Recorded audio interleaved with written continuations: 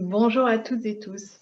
Aujourd'hui, je fais cette vidéo pour vous apporter quelques précisions à propos de la connexion au maître ascensionné et aussi en référence à une vidéo que je vous ai proposée il y a quelques semaines sur deux ouvrages, Les Flammes Sacrées et le Code Sophia. Donc déjà, merci pour vos retours, vos questions et vos commentaires. Il y en a eu beaucoup. Et la première chose que je voudrais vous préciser, c'est que je ne connais pas les deux auteurs, que sont Aurélia Louise-Jones pour Les Flammes Sacrées, ni Kayara pour le Code Sophia. Donc je ne peux pas vous répondre précisément par rapport à ces questions sur les auteurs elles-mêmes. Ensuite, la seule chose que je puisse dire, en fait, c'est que je suis heureuse, je me réjouis que ce type d'ouvrage existe aujourd'hui, puisque dans les messages qu'ils partagent, les deux ouvrages qu'ils ont en commun, c'est d'aider, de donner une structure pour pouvoir créer cette reliance avec les êtres de lumière et donc nous aider en fait dans notre évolution, nous aider sur notre parcours d'éveil. Et je me réjouis que ces deux livres existent, enfin il n'y a pas que ces deux-là, mais qu'ils existent parce que pour moi ce sont vraiment des messages et un travail précieux qui, à d'autres époques, n'était pas possible. Il y en a beaucoup qui ont terminé sur un bûcher ou sur une croix en véhiculant, en communiquant des informations comme celle-là. Donc je suis contente de vivre aujourd'hui au XXIe siècle et en France parce que ce qui m'anime, c'est de pouvoir encourager et aider tous ceux qui le souhaitent. Et ce n'est pas une obligation, ça concerne vraiment ceux qui se sentent touchés, ceux qui sentent l'appel à pouvoir faire ce chemin d'évolution avec l'aide des maîtres ascensionnés. Et ça veut dire aussi de pouvoir en fait identifier et intégrer ces pouvoirs souverains, ce que moi j'appelle nos pouvoirs souverains, qui sont par exemple notre faculté à aimer, notre faculté à faire grandir notre conscience, notre capacité à utiliser en conscience notre libre arbitre pour faire des choix qui sont justes et qui nous correspondent, savoir aussi utiliser et développer son intuition, savoir gérer ses émotions, utiliser ses pensées, etc. etc. Donc, vraiment, je vous encourage, évidemment, j'ai écrit moi aussi un livre qui s'appelle Éveil et Ascension, mais je vous encourage à lire un ensemble de livres qui peuvent vous aussi vous guider et vous aider dans cette découverte et dans ce travail intérieur. Ensuite, ce que je vois aussi par rapport à ça, c'est qu'aujourd'hui, il existe deux voies d'évolution, de développement personnel, d'éveil spirituel, qui sont d'une part la psychologie, où toutes les techniques et les méthodes de développement personnel qui permettent de soulager des souffrances ou de grandir en conscience. Et la psychologie, elle a ses limites puisqu'elle nous fait travailler avec notre mental. Et au bout d'un certain temps, si vous en avez déjà fait l'expérience, vous verrez qu'on finit ou on peut finir par tourner en rond dans le mental et à s'embourber en quelque sorte dans les réflexions, l'analyse, les pensées, etc. Donc, le travail en développement personnel a ses limites parce qu'il concerne la personne, alors que le développement spirituel ou l'éveil spirituel, c'est-à-dire ce travail de reliance avec des êtres de lumière et en particulier des maîtres ascensionnés, il permet de court-circuiter le mental puisqu'il nous fait travailler à partir du cœur, à partir de la conscience, et il nous fait connecter des énergies qui sont bien plus élevées que les nôtres quand on est incarné dans un corps physique.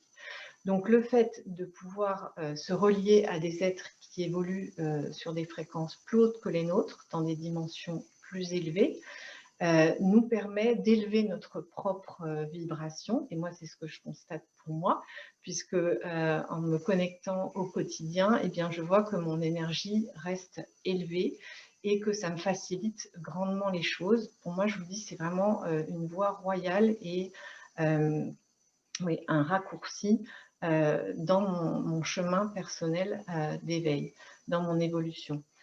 Et donc, je trouve que les deux voies, à la fois le développement personnel et l'éveil spirituel, sont efficaces et sont justes, mais qu'on ne peut pas aller seulement dans l'une ou dans l'autre, parce que le mental finit par nous enfermer, hein, la psychologie, le développement personnel, et l'éveil spirituel, pour certains, selon leur personnalité, leur sensibilité, peut les amener à rester complètement perchés, comme on dit. Donc, en fait, c'est vraiment à chacun de trouver un équilibre entre ces deux voies. Et ce que je constate aussi, c'est que dans des livres comme Les Flammes Sacrées ou le Code Sophia, on est ramené également vers ce qui concerne notre structure psychologique et notre psyché par rapport à nos croyances limitantes, à nos blessures, aux émotions qui sont associées à ces blessures et qui continuent à être actives, c'est-à-dire à nous diriger. On reste sous l'emprise de tout ça. Donc, en fait, même dans les messages des maîtres ascensionnés, ils nous invitent aussi à travailler, ils nous ramènent vers des voies de développement personnel pour clarifier tout ça et pouvoir sortir justement de leur emprise. Donc, à chaque fois, c'est vraiment des voies d'éveil et de conscience, mais à chacun de trouver l'équilibre en fait entre ces deux supports de travail, si on peut les appeler comme ça. Donc, voilà pourquoi j'encourage tous ceux qui le veulent à lire ces ouvrages et à travailler avec, parce que ce sont pour moi des voies plus directes, des voies plus simples, des voies qui permettent d'accéder plus rapidement à sa guidance personnelle, de développer son intuition. Et ce sont des outils auxquels on n'avait pas accès avant, ou beaucoup moins, parce qu'ils étaient considérés comme ésotériques ou réservés à une certaine élite. Et aujourd'hui, ce que l'on peut voir, c'est que tout le monde s'ouvre à ça et beaucoup de gens ont cette curiosité, beaucoup de gens pratiquent des disciplines qui permettent d'aller vers ça et de développer tous ces capteurs intérieurs et ces pouvoirs souverains. Des choses comme le yoga, la méditation, le qigong, les arts martiaux, etc. Le fait de ressentir ce besoin d'aller dans la nature pour se reconnecter à sa vraie nature, justement. Voilà, il y a vraiment ces aspirations qui sont présentes pour tout le monde. Et Malraux, ou je ne sais pas qui, avait dit que le 21e siècle serait spirituel ou ne serait pas.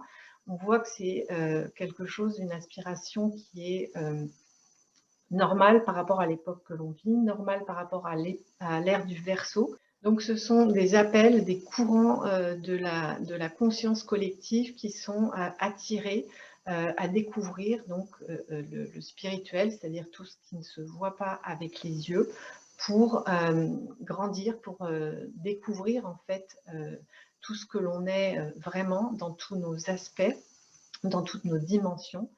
Et ça, c'est vraiment génial de pouvoir vivre ça maintenant au niveau collectif, puisque ça ne va plus être quelque chose de caché, quelque chose de secret, quelque chose de réservé à certains.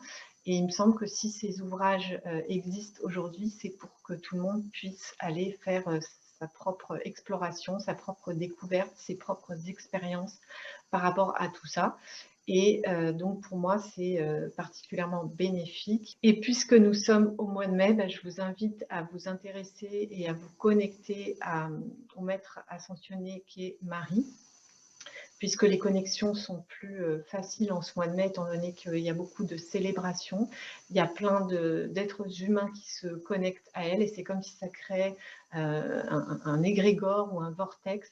Donc, on peut se sentir porté lorsqu'on s'intéresse à sa vie, lorsqu'on lit des témoignages, lorsqu'on lit des livres qui concernent Marie, ou simplement lorsqu'on se connecte en direct par la prière, par l'intention, par la conscience. Voilà, faites vos propres expériences, c'est plus puissant en ce moment au mois de mai, mais c'est vrai aussi pour d'autres moments de l'année, comme le mois d'août par exemple, et voilà, c'est juste plus intense en ce moment, mais vous pouvez le faire à n'importe quel moment de l'année ou au quotidien, chaque jour. Voilà, donc bonne connexion à vous. Comme d'habitude, vous pouvez laisser vos questions et vos commentaires sous cette vidéo. Vous pouvez aussi la partager à ceux qu'elle peut éclairer, à ceux qu'elle peut encourager ou aider. Et si vous voulez vous abonner à ma chaîne, n'oubliez pas de cliquer sur la petite cloche à côté de l'onglet abonnement pour pouvoir recevoir les notifications des prochaines vidéos. Voilà, je vous souhaite une excellente fin de journée et je vous retrouve très bientôt pour une autre vidéo.